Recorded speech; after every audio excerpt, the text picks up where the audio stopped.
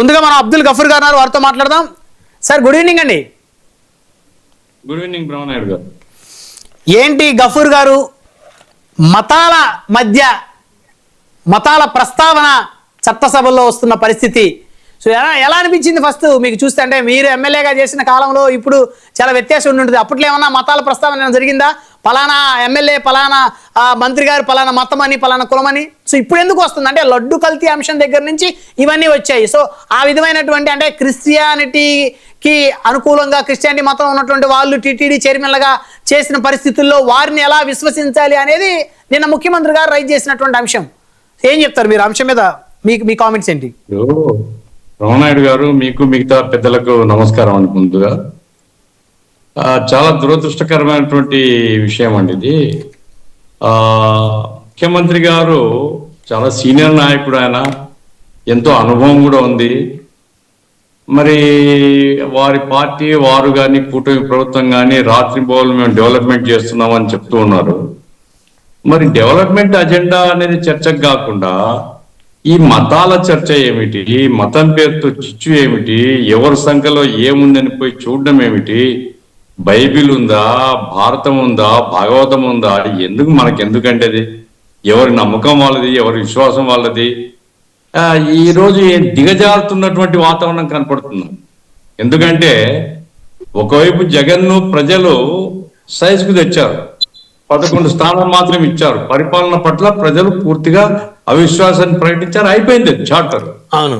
ఇప్పుడు రోజు జగను అట్లాగే జగన్ మతం ఏమిటి, జగన్ కులం ఏమిటి, జగన్ భార్య కులం ఏమిటి, జగన్ బంధువుల కులం ఏమిటి, ఏం అవసరం ఉందండి? నాకు అర్థం కాలేదు. ఇప్పుడు ఇక్కడ తిరుపతిలో కల్తీ జరిగింది, యాక్షన్ తీసుకోండి. ఏ మతం వాడే? ఇప్పుడు 36 మందిని బుక్ చేసినారు కదా కేసులో. 36 మంది క్రైస్తవులా? హిందువులు లేరా దాంట్లో? అందరు హిందువులే కదండి. ధర్మారెడ్డి ఏ మతం అండి? ధర్మారెడ్డి ఈవోగా పనిచేసినారు కదా, ఆయన ఏ మతము? మరి ఆయనకు తెలియకుండా జరిగేది ఇది. సింగాలు ఎవరండి? ఆయన హిందూ మతం కాదా? ఇది డబ్బు కోసం కక్కుర్తిపడి కొంతమంది దుర్మార్గమైనటువంటి పద్ధతిలో కల్తీ వ్యవహారం దిగజారినారు. వాళ్ళ మీద ఏ చర్య తీసుకుని ఎవరికేం అభ్యంతరం లేదు. దాన్ని పట్టుకొని మతం రంగిచ్చి మతం మతం మతం మతం వాళ్ళు క్రైస్తవులు, క్రైస్తవులు కావడం నేరమా? నాకు అర్థం కావడం లేదు. ఇప్పుడు వైవి సుబ్బారెడ్డి గారు బైబిల్ పట్టుకొని ఆయన ప్రమాణ స్వీకారం చేసింటే మీరు చెప్పొచ్చు, ఆ రోజు చెప్పాలి, ఇప్పుడు కాదు. ఆ రోజు చెప్పి ఉండాలా. ఏమయ్యా అధ్యక్షునిగా పెట్టినప్పుడు ఆయన బైబిల్ భగవద్గీత మీద ప్రమాణం చేయాలా, లేదా దేవదేవుని మీద ప్రమాణం చేయాలా, ఆయనకు విశ్వాసం ఉండాలా, నువ్వు బైబిల్ పట్టుకొని ప్రమాణం చేసేవాడిని తెచ్చినావు అని ఆ రోజే ప్రశ్నించి ఉండాలా. అప్పుడేం చేయలే. ఇప్పుడేదో దానికి ఆయన భార్య బైబిల్ పట్టుకుంటే నీకేం బాధ అని, నీకేం నొప్పి? ఎందుకు ఈ రకంగా దిగజారుతున్నారు మీరు? ఈ రకంగా మతాన్ని ఎందుకు రంగంలోకి తెస్తున్నారు మీరు? అంటే ఒక మతానికి చెందిన వ్యక్తులకి ఇంకొక మతం మీద విశ్వాసం ఉండదు అనేది నిన్న ముఖ్యమంత్రి గారు చెప్పబోయారండి. నేను చెప్పేది ఏమిటంటే బ్రహ్మనాయుడు గారు, వైవి సుబ్బారెడ్డి గారి విశ్వాసం ఎంత తర్వాత చూద్దాం. కానీ ఈ దోషులుగా 36 మందిని ఈ రోజు నెల్లూరు కోర్టులో ఛార్జ్షీట్ పెట్టినారు కదా, వీళ్ళందరూ కూడా హిందువులు కాదా? పరకామని దొంగతనం చేసినటువంటి వాడు పెద్దజీయర్ స్వామి శిష్యుడు కదా, వాడు హిందువు కాదా? అంటే హిందువులు మోసం చేయొచ్చు, హిందువులు దొంగతనం చేయొచ్చు, హిందువులు కల్తీ చేయొచ్చు.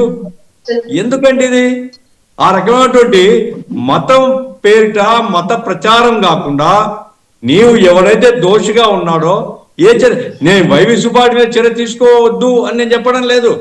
వైవి సుబ్బారెడ్డి గారు కూడా బాధ్యులే. ఎందుకంటే ఆ మినిట్స్ లో టెండర్ యొక్క కండిషన్స్ అన్ని మార్పు చేయడంలో వైవి సుబ్బారెడ్డి గారు చైర్మన్ ఉన్నారు. ఆ రోజు టిటిడి ఈఓగా ఇన్ఛార్జ్ ఈఓగా ధర్మారెడ్డి ఉన్నాను అనుకుంటాను. మరి వీళ్ళందరూ కూడా సమ్మతిస్తేనే కదా టెండర్ నిబంధనలు మారేది. ఆ దానికి చర్య తీసుకో, నాకేం అభ్యంతరం లేదు. కానీ అది వదిలిపెట్టి అతని మీద కేసు పెట్టే ధైర్యం నీకు లేదు, నీ ప్రభుత్వానికి లేదు, కేంద్ర ప్రభుత్వానికి లేదు. మీరందరూ కూడా వాళ్ళ జోలికి పోలేరు. దాంట్లో ఏమంటే ఈ మతం పేరుతో క్రైస్తవులందరూ నేను అడుగుతాను.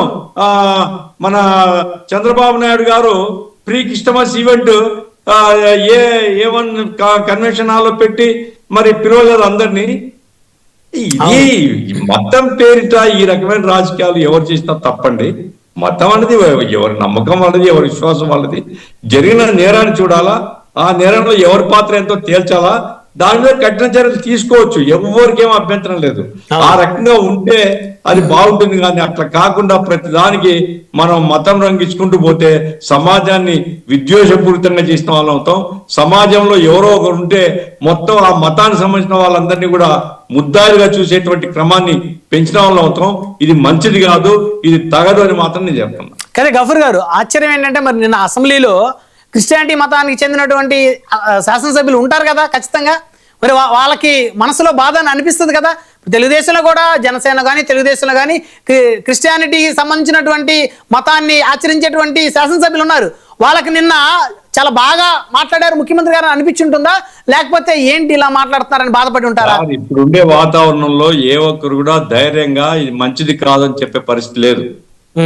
ఆహా ఓహో, ఇంతకుముందు జగన్ కాలంలో కూడా నాకు బాగా గుర్తుంది, మా జిల్లా అతను జయరాం ఇప్పుడు తెలుగుదేశంలో ఉన్నాడు. యేసుక్రీస్తు, నువ్వే యేసుక్రీస్తు, నువ్వే అల్లావు, నువ్వే అదేమి భగవంతుడు అని చెప్తే అందరు ఆవోహో అన్నారు. కారణం ఏంటి అంటే జగన్ గారి ప్రభ పెరుగుతుంది, ఆయనకు వ్యతిరేకంగా మాట్లాడలేరు. తప్పు కదండి. యేసుక్రీస్తుతో పోల్చుకోవడం, భగవంతుతో పోల్చుకోవడం, అల్లాతో పోల్చుకోవడం తప్పు కదా ఎవరైనా కానీ. జగన్మోహన్ రెడ్డి ఇంకోరు ఎవరైనా కానీ ఆ రకమైనటువంటి కల్చర్ మంచిది కాదు. ఇప్పుడు ఈ రోజు కూడా అది సాగుతుంది. ఏం మాట్లాడినా ఓహో అంటున్నారు, మనసులో మాత్రం కెలికి ఉంటుంది, ముళ్ళు గుచ్చుకున్నట్టు ఉంటుంది మనసులో, పైకి చెప్పుకోలేము. తప్పు అంటున్నాను నేను. ఈ ధోరణి తప్పు. ఎవరు చేసినా, చంద్రబాబు నాయుడు గారు ఎవరు చేసినా కానీ మతం రంగు కాకుండా మీరు నేరం జరిగింది, ఆ నేరం మీద ఏ చర్యలు తీసుకోండి, ఎవరికేం అభ్యంతరం లేదు. ఈ రాష్ట్రంలో ఎంతకాలం కాలుస్తారండి మత కాస్తాను మతం పేరుతో? అది నెయ్యి ఉందా లేదా తేలిపోయింది, నెయ్యి కాదు, అంత కెమికల్స్, యాక్షన్ తీసుకోండి, అయిపోయింది. రైట్. మాట్లాడదాం. బత్తుల రాము గారు అన్నారు తెలుగుదేశం పార్టీ నుంచి. రాము గారు, గుడ్ ఈవినింగ్ అండి.